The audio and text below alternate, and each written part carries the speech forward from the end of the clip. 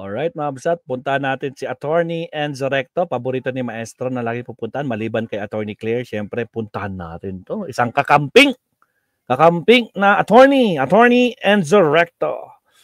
Nagmumukhang tanga si Pulong sa resback ni Tinio. Nakata. Ay, grabe naman to.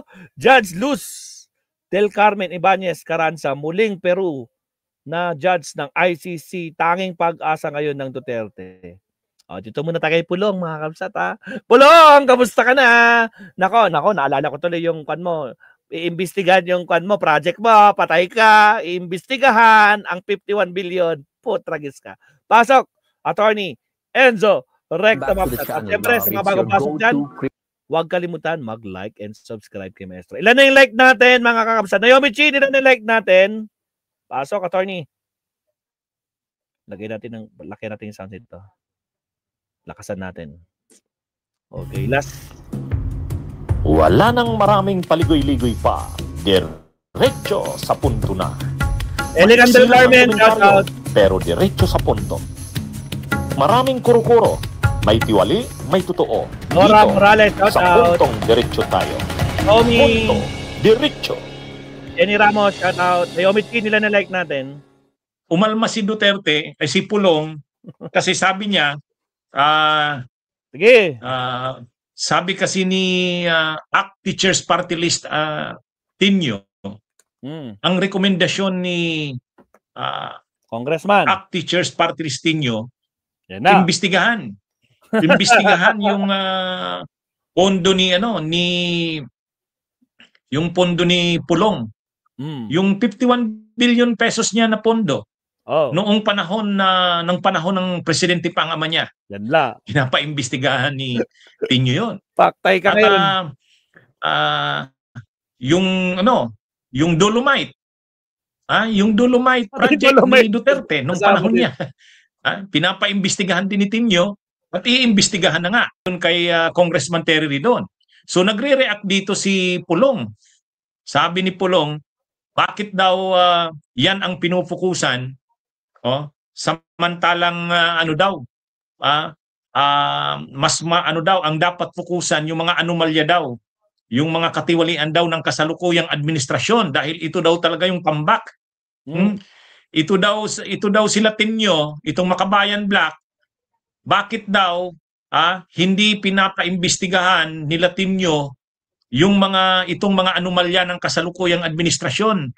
At saka yung anomalya ni Romualdez, bakit daw sa kanyang ama at sa administrasyon ng kanyang ama, ng Duterte, ang pinupukusan ito nila Tinio ng mga Makabayan Black? Ngayon, binarasya ni ni Tinio, ni Representative Tinio ng ACT Teachers Party List. Sabi ni Congressman Tinio, ito kay Pulong. Sabihin daw kay Pulong, hindi ba niya i-Google search niya na lang, i-Google search niya na lang, libre naman. Wag niya kaming inaakusahan na parang ang pinupukusan lang ng Makabayan Black ay yung tungkol sa anomalya ng Duterte. Hindi 'yun, sabi ni Tinio. Kung i-search mo sa Google, malalaman na ang panawagan ng Makabayan Black, kahit yung mga anomalya sa panahon ni Marcos ay pananagutan ng administrasyon ni Marcos, dapat ding imbestigahan. Kaya nga ayon kay Tinio, yung rally ng mga anti-corruption rallies noong September 21 ay mayroong rally sa Luneta, yung baha sa Luneta, kanila yon. Yung isa naman na grupo, yung Trillion Peso March, yung sa simbahan yon at saka sa Tindig Pilipinas at Bayan, doon walang binabanggit doon tungkol kay Marcos. Kaya nga sabi ni Tinio, hindi sila sumama doon sa EDSA PPM kasi bawal banggitin si Marcos doon. Samantalang doon sa baha sa Luneta rally na sila ang nag-organize, dapat panagutin hindi lang si Duterte kundi pati si Marcos din tungkol sa mga anomalya sa flood control. Kaya ang sabi ni Tinio, Mukhang ignorante si Representative Duterte sa aktual na ginagawa ng makabayan. Agoy. Dahil tayo ang pangunahing naniningil sa korupsyon ng Marcos Jr. Administration at Duterte Administration. Sabi kasi ni Pulong, noong tunay na ninanakawan ang bayan, tahimik kayong lahat. Noong bilyones ang nawala, nasaan kayong mga magagaling na umuusig? Yan yung akusasyon ni Pulong sa Makabayan Black. Nasaan daw? Out. Nasaan ang Makabayan I'm Black noticed, habang napakarami daw ang ninanakaw sa bayan? Ang tinutukoy ni Pulong, yung mga lumalabas ngayon na nakawan. Parang ang inaakusahan ang sinasabi ni Pulong kay Congressman Tinio, bakit pagdating sa Duterte gusto niyong imbestigahan yung mga dolomite na yan, yung proyekto niya daw noong 2019 to 2022, bakit yung malalaking mga nakawan, tinutukoy niya itong kila Romualdez, itong kila Saldico, itong kay Marcos, bakit daw nananahimik ang Makabayan Black? Ay ang sabi ni Congressman Tinio ng Makabayan Black, ignorante ka, ignorante ka, Pulong Duterte. Mag-Google search ka, libre naman. Ganun ang pagkakasabi ni Tinio. Makikita mo na kami sa Makabayan Black, sabi ni Congressman Tinio, pareho namin pinapanagot, mag-Duterte, mag-Marcos. Kaya wag mo kaming akusahan na kayong Duterte lang ang gusto naming mapanagot. Pati sa Marcos, pinapanagot namin, sabi ni Tinio. Oo nga naman. Yun nga yung pagkakaiba ng Makabayan Black. Duterte at Marcos, pareho panagutin. Na ano nga naman, nasupalpal nga naman si si Pulong Duterte. Ang akala kasi ni Pulong Duterte, ang panawagan lang ng Makabayan Black ay yung pampapanagot sa Duterte. Hindi nga naman nag-research si Pulong. Ito nga namang Makabayan Black, pareho ang panawagan. Marcos Duterte, pareho panagutin.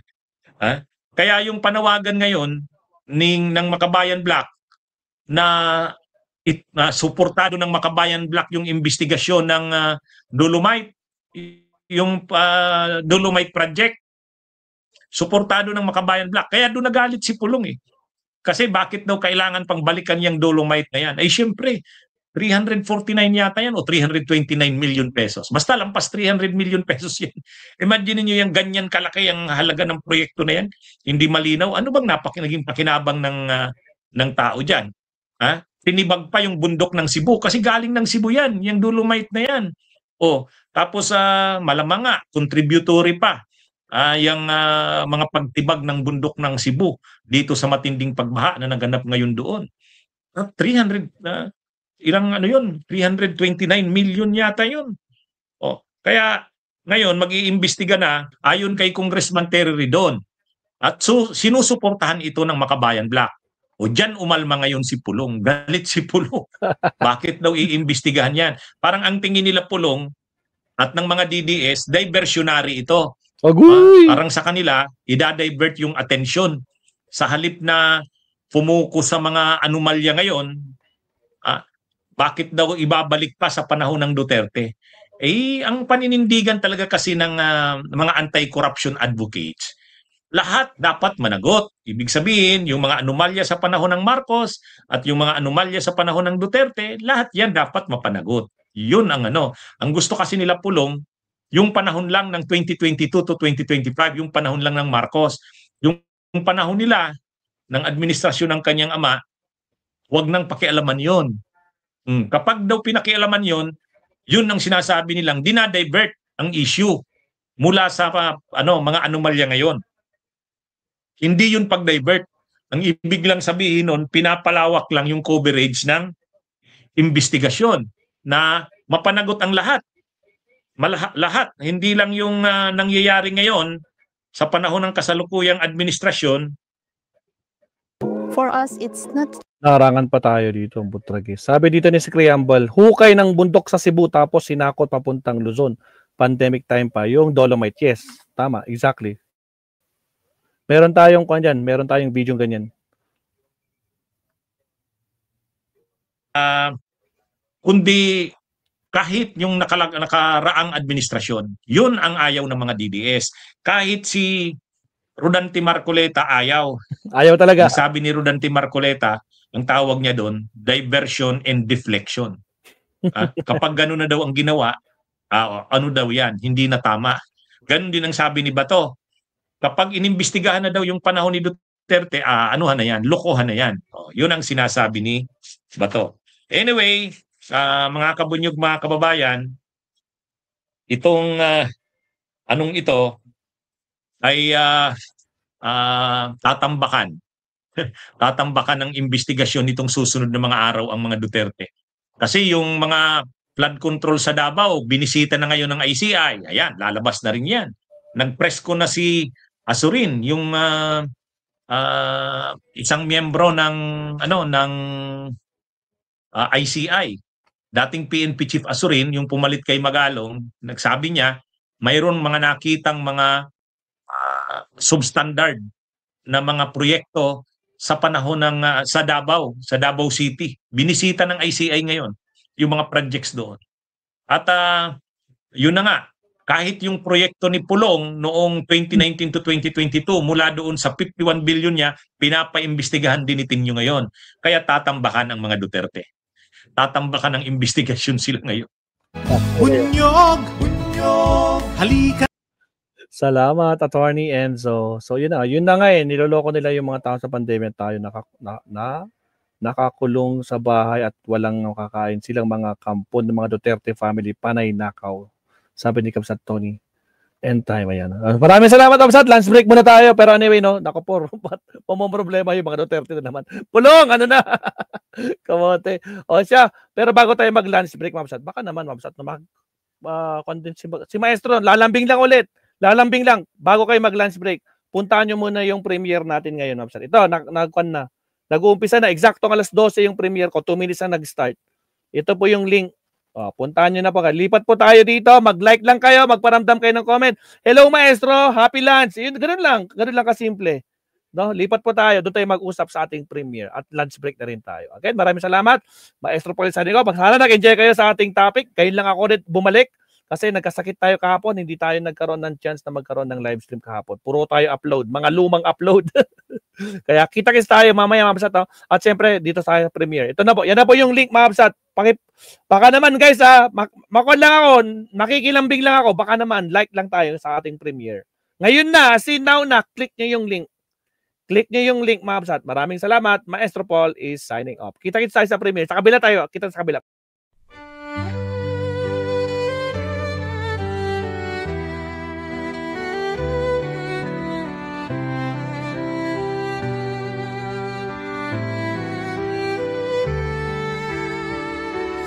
Bawat hakbang, tinig ang iyong daan. Sa sariling bayan, ika'y hinusgahan. Ika'y siniraan ng ganit sa kapangyarihan. Agilang nagnakaw ng pera ng